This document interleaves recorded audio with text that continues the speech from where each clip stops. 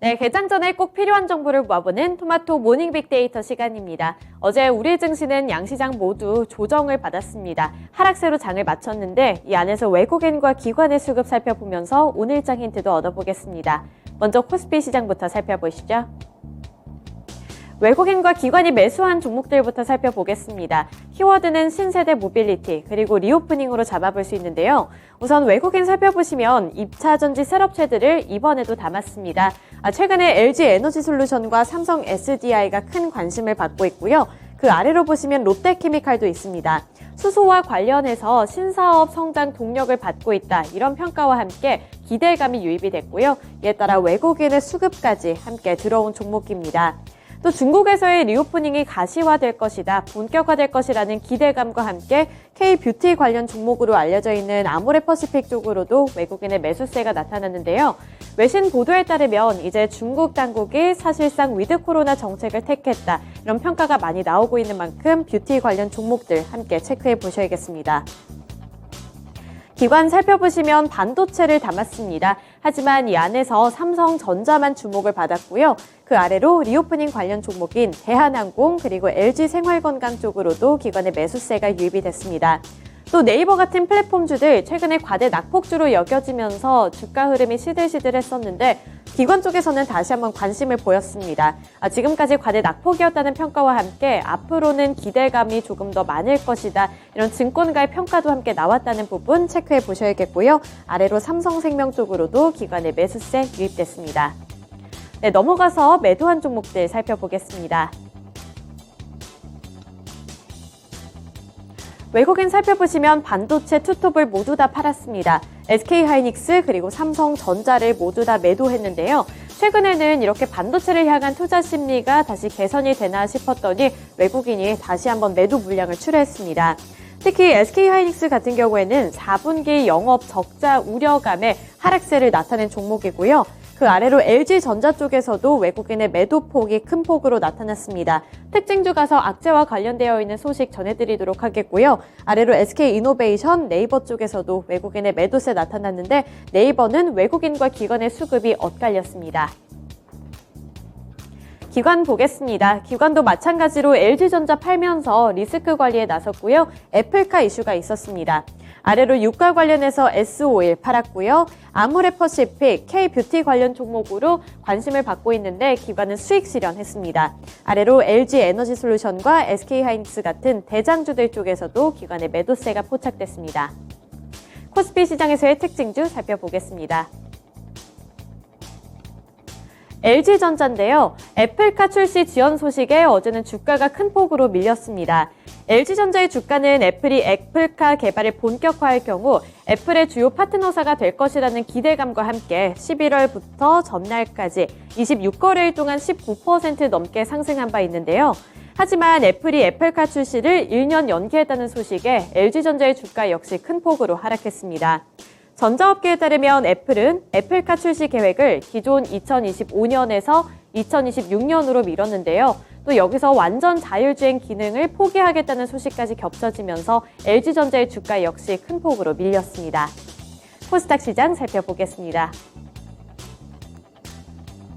코스닥 시장에서 외국인이 매수한 종목들 살펴보시면 최근에는 이렇게 제약바이오주들 쪽으로 매수세가 많이 나타나고 있는데요. 대표적으로 코로나 관련 종목인 현대바이오가 있습니다. 또 아래로 셀트리온 헬스케어 그리고 ABL 바이오 쪽으로도 외국인이 매수하는 모습이 나타났고요. 성일하이텍 같은 폐배터리 관련 종목들 쪽으로도 외국인의 매수세 유입됐습니다. 리오프닝 관련해서도 코스닥 시장에서 관심을 받았는데 대표적인 종목이 파라다이스입니다.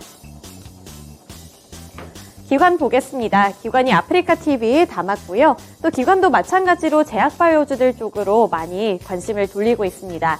삼천당 제약, 셀트리온 헬스케어, 그리고 ST팜이 대표적인 종목들인데요. ST팜 같은 경우에는 3거래일 연속으로 상승 흐름을 이어가고 있다는 점이 특징이고요. 또 삼천당 제약 같은 경우에는 11월 한 달간을 봤을 때 제약바이오주들 중에서는 가장 주가가 큰 폭으로 상승한 종목입니다. 마지막으로 셀트리온 헬스케어, 외국인과 기관이 동반 매수했습니다. 매도한 종목들 살펴보시죠. 외국인이 에코프로, 에코프로 BM을 모두 다 팔았습니다. 2차전지 소재 쪽에서는 이렇게 매수 리스트와 매도 리스트에 오락가락하면서 이름을 올리고 있고요. 시젠 쪽에서도 외국인의 매도 물량 출회가 됐습니다. 아래로 하이드로 리튬, 에이스테크 같은 종목들도 있는데요.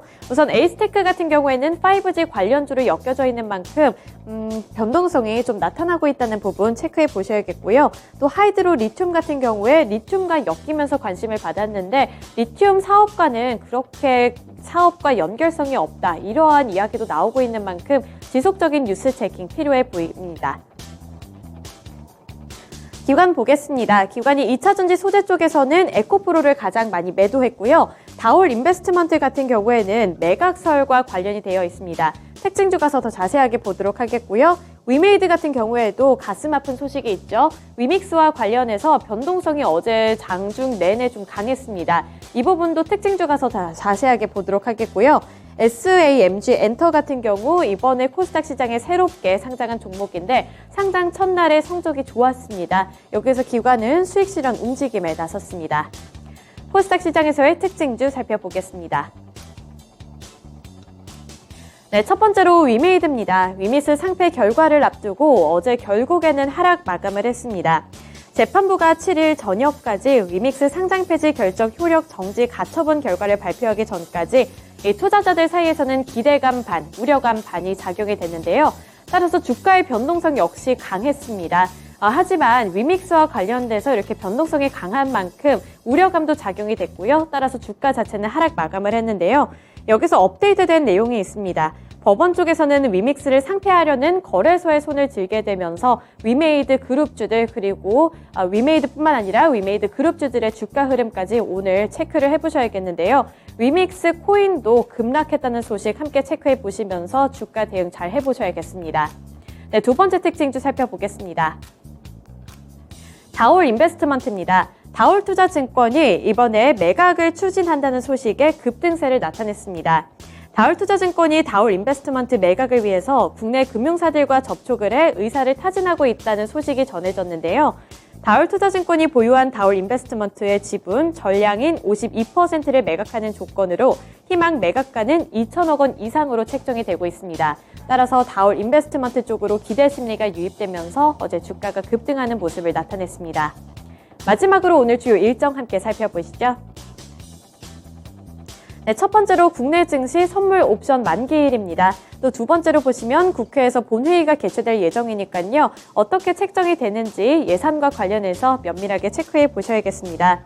또 현지에서는 디즈니 플러스의 가격이 인상될 예정이라고 하는데요. 현지 시간 기준이니까요. 내일 이 디즈니 플러스와 관련되어 있는 주가 흐름 체크해 보셔야겠습니다. 또 아래로 보시면 프롬바이오의 아마존 공식 온라인 스토어 오픈 예정이니까요. 프롬바이오의 주가도 함께 체크해 보시면 좋겠고요. 아래로 위메이드 코인인 위믹스가 오늘부터 상장 폐지가 될 예정입니다. 이렇게 주요 일정까지 함께 살펴봤고요. 지금까지 토마토 모닝 빅데이터 시간이었습니다.